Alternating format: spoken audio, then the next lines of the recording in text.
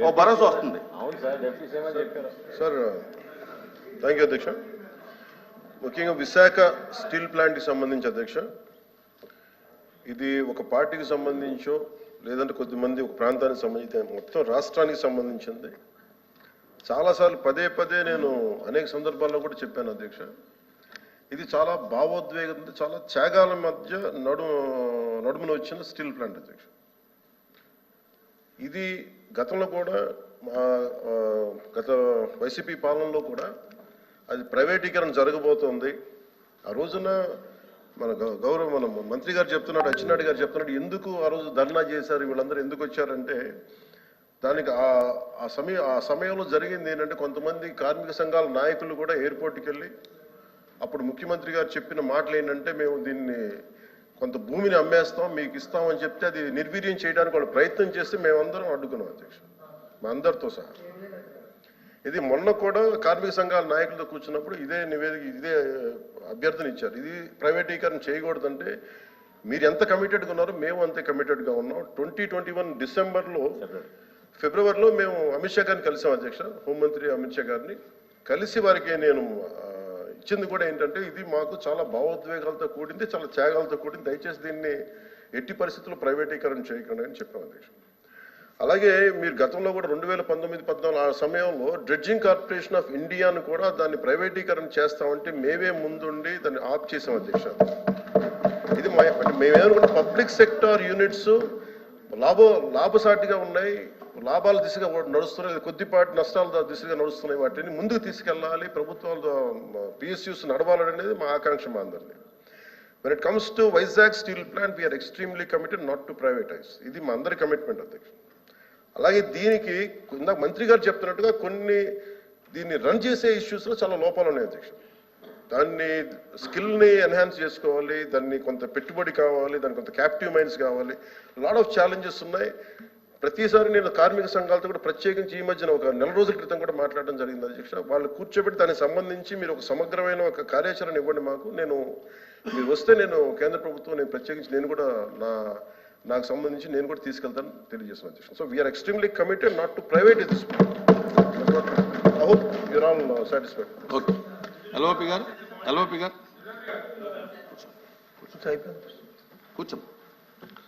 అధ్యక్ష, ఇది చాలా సెంటిమెంట్తో కూడుకున్న అంశం అధ్యక్ష. విశాఖ స్టీల్ ప్లాంట్ ఇది ఇందాక వారు చెప్పినట్టు ఇది ఒక పార్టీకో లేదా ఒక వ్యక్తికో ఒక సంస్థకో సంబంధించింది కాదు అధ్యక్ష.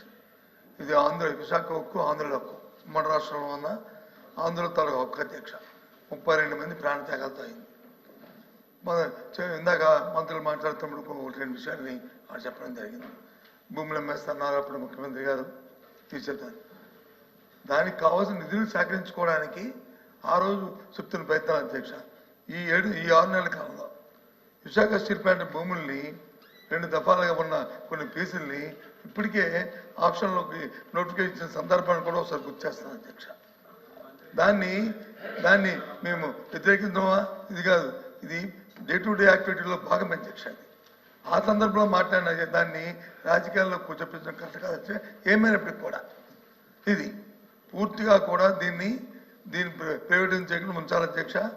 ఆ రోజు స్వయాన ప్రధానమంత్రి గారు విశాఖపట్నం సభకు వచ్చినప్పుడు సాక్షాత్తు ఆనాటి ముఖ్యమంత్రి జగన్మోహన్ రెడ్డి గారు మొత్తం సభా సాక్షిగా లక్షలాది మంది ప్రజలు ఉంటుండగా ఆ రోజు విశాఖపట్నం స్టీల్ ప్లాంట్ ప్రైవేటీకరణ చేయడానికి వీలు లేదు, మేము అర్థిస్తున్నాము, ఇది మా తాలూకా ఇది మా సెంటిమెంట్ అని చెప్పి ఆ రోజు ముఖ్యమంత్రి అడిగిన సందర్భాలు కూడా ఒకసారి జ్ఞాపకం చేస్తాను అధ్యక్ష.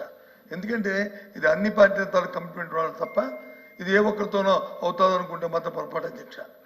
ఏదైతే రాష్ట్రంలో దేశంలో ఉన్న మిగతా రాష్ట్రాల్లో జరుగుతున్న అంశాలు ఉన్నాయో ఆ ప్రకారమే దీన్ని కూడా అందరం సమస్యగా దీన్ని కాపాడుకోవడం బాధిస్తుంది. పూర్తిగా మా తరఫున మా పార్టీ తరఫున మా బాధ్యతగా ఈ హక్కుని ఏదైతే విశాఖపట్నం స్టీల్ ప్లాంట్ అనేదాన్ని ఏదుందో దాన్ని చేస్తే మాత్రం నేను దాన్ని పోరాడతాం అధ్యక్ష, దాన్ని కాపాడడం ప్రయత్నిస్తాం అధ్యక్ష. ఏదైతే ఇప్పుడు గౌరవ సభ్యులు చెప్పారో కూటమిలో నాయకులు అచ్చెన్నాయుడు గారు కానీ లేదా పవన్ కళ్యాణ్ గారు చెప్పారు, ఆ మాట మీద కట్టుబడి ఉండి దీన్ని ప్రైవేటీకరణ చేయాలనేది మా తాలూకా డిమాండ్ యాక్చువల్గా చేయాలని కోరుతున్నాం అధ్యక్ష. Okay please. ఇంకా లేదండి, ఇంకా కూర్చోమ్మా. అయిపోయింది. కూర్చోండి. కూర్చోండి, అయిపోయింది. కూర్చో.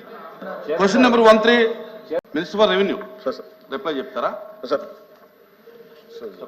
ప్రతిపక్ష నాయకులు బొత్స గారు అడిగిన దానికి సార్, ఆ రోజున కూడా మేము అడిగింది ఏంటంటే ఆల్ పార్టీ డెలిగేషన్ తీసుకెళ్ళండి అని మేము అభ్యర్థించాం సార్.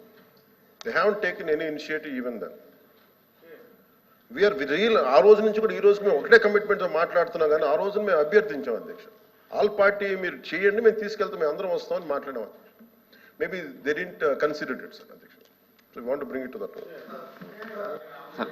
ఇంకా పెంచొద్దు, ఇంకా పెంచొద్దు. ఇంకా అడ్మిట్ చేయకపోతే అది రికార్డ్స్లో ఉంటుంది అధ్యక్ష. ఆల్ పార్టీ డెలిగేషన్ తీసుకోవడానికి ఎవరికి అభ్యంతరం లేదు అధ్యక్ష. ఎప్పుడు ఎప్పుడు ఎప్పుడు ఎప్పుడు ఇన్ స్పైట్ ఆఫ్ వినండి వినండి వినండి వినకపోతే చెప్తారుగా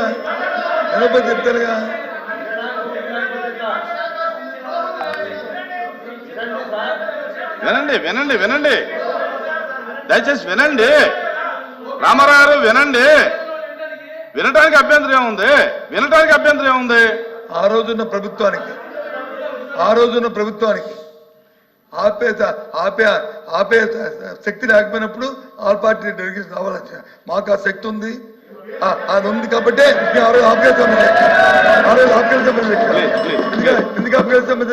ఆపగలుగుతాం? ఇవాళ దయచేసి అది చేయమని చెప్పి రిక్వెస్ట్ చేస్తున్నాను. కూర్చోండి సార్. అచ్చెన్నాయుడు గారికి పెంచకండి. కూర్చోమ్మా.